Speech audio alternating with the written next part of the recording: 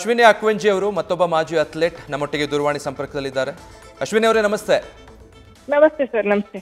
ಮೊದಲಿಗೆ ಏನು ಹೇಳ್ತೀರಿಮ್ಮ ಈ ರೀತಿಯದೊಂದು ಬೆಳವಣಿಗೆ ಬಗ್ಗೆ? ಬಹಳ ದುಃಖದ ವಿಷಯ ಸರ್ ಇದು. ಇಡೀ ದೇಶಕ್ಕೆ ಒಂದು ಬಹಳ ದುಃಖ ಅಂತ ಹೇಳ್ಬೋದು ನಮ್ಗೆ. ಯಾಕಂದ್ರೆ ಫೈನಲ್ಸಿಗೆ ಹೋಗಿ ಸತ ನಮ್ಗೆ ಎಂಡ್ ಆಫ್ ದ ಟೈಮ್ ಅವ್ರ ಡಿಸ್ಕ್ವಾಲಿಫಿಕೇಶನ್ ಅಂದ್ರೆ ಮೇಲೆ ಬಹಳ ಬೇಸರದ ವಿಷಯ. ಅಂದ್ರೆ ಹೇಳಲಿಕ್ಕೆ ಆಗುದಿಲ್ಲ. ನಾವಾದ್ರೆ ಓಕೆ ನಾವೊಂದು ವ್ಯಕ್ತಪಡಿಸಬಹುದಿದ್ದು, ಆದ್ರೆ ಅವ್ರ ಮೇಲೆ ಹೇಗೆ ಇದಾಗ್ತೈತೆ ಅಂದ್ರೆ ನಾನು ಹೇಳಲಾರೆ. ಅಷ್ಟು ದುಃಖದ ಸಂಗತಿ ಇದು ನಿಜವಾಗ್ಲು. ನಿಜ. ಬಟ್ ಎಲ್ಲಿ ಎಡವಟ್ಟಾಗಿರಬಹುದು ಅಥವಾ ಎಲ್ಲಿ ಒಂದು ಸಣ್ಣ ತಪ್ಪಿಂದ ಈ ದೊಡ್ಡ ಅವಕಾಶ ಕೈ ತಪ್ಪೋಯ್ತು ಅನ್ಸುತ್ತೆ ಅಶ್ವಿನಿ ಅವರು? ಯಾಕಂದ್ರೆ ಎಲ್ಲ ಟೈಮ್ ಅವರು ಇದು ವೇಟ್ ಚೆಕ್ ಮಾಡ್ಬಿಟ್ಟೆ ಮಾಡೋದು. ಪ್ರತಿ ಗೇಮ್ ಮುಂಚೆನೂ ವೇಟ್ ಚೆಕ್ ಮಾಡ್ತಾರೆ. ಸೊ ಪಾಸಿಬಿಲಿಟಿ ಇರುತ್ತೆ ಮೇ ಬಿ ಅವ್ರೇನಾದ್ರು ಫುಡ್ ಕನ್ಸ್ಯೂಮ್ ಮಾಡಿರ್ತಾರೋ ಅಥವಾ ನೀರ್ ಕುಡ್ದಿರ್ತಾರೋ, ಅದರಿಂದಾಗಿ ವೇಟ್ ಜಾಸ್ತಿ ಆಗಿರ್ಬೋದು. ಆ ತರ ಪಾಸಿಬಿಲಿಟಿ ಇರ್ಬೋದು, ಕಂಡೀಷನ್ಸ್ ಇರುತ್ತೆ ಆ ತರನು. ಸೊ ನನ್ಗೆ ಅದಕ್ಕೆ ಕ್ಲಿಯರಿಟಿ ಗೊತ್ತಿಲ್ಲ ಏನಂತ, ಆದ್ರೆ ಪಾಸಿಬಿಲಿಟಿ ಇದೆ. ಇದರಿಂದ ಚಾನ್ಸ್ 100 ಗ್ರಾಮ್, ಬರೀ 100 ಗ್ರಾಮ್ ಜಾಸ್ತಿ ಅಂದಕ್ಕೆ ಅವರು ಇದು ತಗೊಳ್ಳೋದಿಲ್ಲ. ಫೈನಲ್ಸಿಗೆ ಇದು ಮಾಡಕ್ಕಾಗ್ತಿಲ್ಲ, ಅವ್ರಿಗೆ ಡಿಸ್ಕ್ವಾಲಿಫಿಕೇಶನ್ ಆಗಿದೆ. ಈವನ್ ನ್ಯಾಷನಲ್ಸ್ ಅಲ್ಲಿ ಈವನ್ 50 ಗ್ರಾಮ್ ಜಾಸ್ತಿ ಇದ್ರೂ ನ್ಯಾಷನಲ್ ಮೀಟ್ ಗಳಲ್ಲಿ ಕನ್ಸಿಡರೇಷನ್ ಮಾಡೋದಿಲ್ಲ ನನ್ಗೆ ಗೊತ್ತಿದ್ದ ಪ್ರಕಾರ. ಸೊ ಬಹಳ ದುಃಖದ ವಿಷಯ ಇದು. ಏನ್ ಹೇಳೋದು. ಬಟ್ ಇವ್ರ ಜೊತೆಗೆ ಒಂದು ಇದೆಲ್ಲವನ್ನು ಮೇಲ್ವಿಚಾರಣೆ ಮಾಡೋದಕ್ಕೆ ಅಂತ ಒಂದು ಟೀಮ್ ಇರುತ್ತಲ್ವಾ ಅಶ್ವಿನಿ ಅವರೇ? ಅವರ ವರ್ಕೌಟ್ಸ್ ಹೇಗಿರ್ಬೇಕು, ಅವರ ಫುಡ್ ಪ್ಯಾಟರ್ನ್ಸ್ ಹೇಗಿರ್ಬೇಕು ಅನ್ನೋ ವಿಚಾರಗಳ ಬಗ್ಗೆ?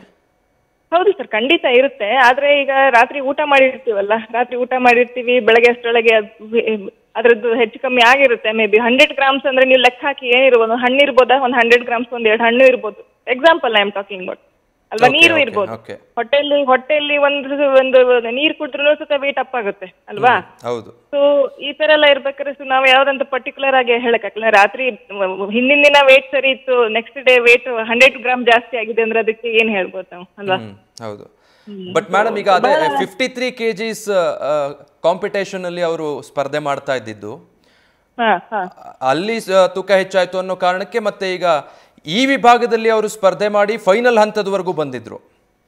ಈಗ 100 ಗ್ರಾಮ್ ವ್ಯತ್ಯಾಸದಿಂದ ಕೈ ತಪ್ಪಲ್ಲ ಅನ್ನೋದು ಒಂದು ಭಾರತೀಯರಾಗಿ ಯೋಚನೆ ಮಾಡಿದಾಗ, ಇನ್ನೊಂದು ಮಾಜಿ ಕ್ರೀಡಾಪಟುವಾಗಿಯೂ ಯೋಚನೆ ಮಾಡಿದಾಗ ಏನ್ ಅನ್ಸುತ್ತೆ ನಿಮ್ಗೆ? ಸರ್ ಇದು ಅವ್ರದ್ದು 1-2 ವರ್ಷದ ತಪಸ್ಸೆ ಅಲ್ಲ ಸರ್. ಸಣ್ಣ ಹುಡುಗಿ, ಒಂದು 12 ವರ್ಷದ ಹುಡುಗಿ ಇರ್ಬೇಕಾರಿಂದನೇ ಅವ್ರು ಪ್ರಾಕ್ಟೀಸಿಗೆ ಸ್ಟಾರ್ಟ್ ಮಾಡಿರ್ಬೋದು ನನ್ನ ಪ್ರಕಾರ. ಅಂದ್ರೆ ಒಂದು 15-18 ಇಯರ್ಸ್ ಆಗಿರ್ಬೋದು. ಅವ್ರು ಲಾಸ್ಟ್ 2016 ಅಲ್ಲಿ ಒಲಿಂಪಿಕ್ಸ್ ಅಲ್ಲೂ ಪಾರ್ಟಿಸಿಪೇಟ್ ಮಾಡಿದ್ರು. ಅವ್ರದ್ದು ಇದು 3ನೇ ಒಲಿಂಪಿಕ್ಸ್. ಸೊ ಹಾಗಾಗಿ ಅವ್ರ journey to be very long ಮತ್ತೆ ಬಹಳ ಅಂದ್ರೆ ಅಷ್ಟು ಕನಸನ್ನೆಲ್ಲ ಇಟ್ಕೊಂಡಿರೋರು ಒಲಿಂಪಿಕ್ಸ್ ಮೆಡಲ್ ಮಾಡ್ಬೇಕು ಅಂತ. ಅವ್ರ ಪೊಟೆನ್ಶಿಯಲ್ ಇರೋ ಹುಡುಗಿ ಸತ್ ಅವಳು. ಅಂದ್ರೆ ಅಷ್ಟು ಪೊಟೆನ್ಶಿಯಲ್ ಇತ್ತು, ಅದಕ್ಕೋಸ್ಕರ ಫೈನಲ್ ಅವ್ರು ಎಂಟ್ರಿ ಆಗಿರೋದು, ಇಲ್ಲಾಂದ್ರೆ ಪಾಸಿಬಿಲಿಟಿ ಇರ್ಲಿಲ್ಲ. ಅಷ್ಟೆಲ್ಲ ಒಂದು ಇದಾದ್ಮೇಲೆ ಈ ತರ ಒಂದು ಸಮಸ್ಯೆಗೆ ಎದುರಾಗೋದು ರಿಯಲಿ ಡಿಸಪಾಯಿಂಟೆಡ್. ಬಹಳ ದುಃಖದ ವಿಷಯ, ಎಲ್ಲರಿಗೂ ದುಃಖ ಇದೆ.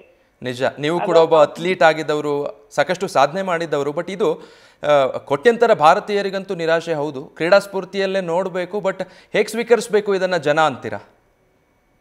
ಜನ end of the day sports sir, we have to accept it. Decision ಏನ್ ಬರುತ್ತೆ ಅದನ್ನ ಅಕ್ಸೆಪ್ಟ್ ಮಾಡ್ಲೇಬೇಕು.